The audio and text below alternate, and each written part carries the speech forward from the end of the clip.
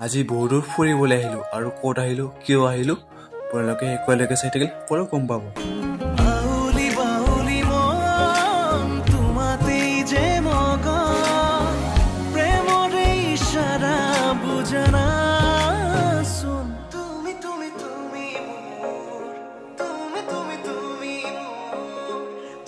আজি লগটো কেনেকুৱা লাগিছে কমেণ্ট কৰি জনাব দেই।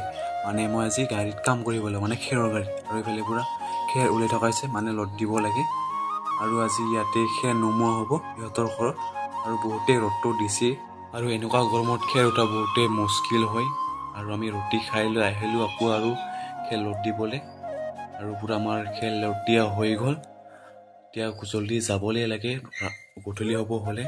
আমি বেয়াকৈ বিপদত পৰিলোঁ মানে কি হ'ল গাড়ীখন ষ্টাৰ্ট নোহোৱা হ'ল আৰু ৰাতিও হ'লে আজি ইয়াতে থাকিব লগা হয়।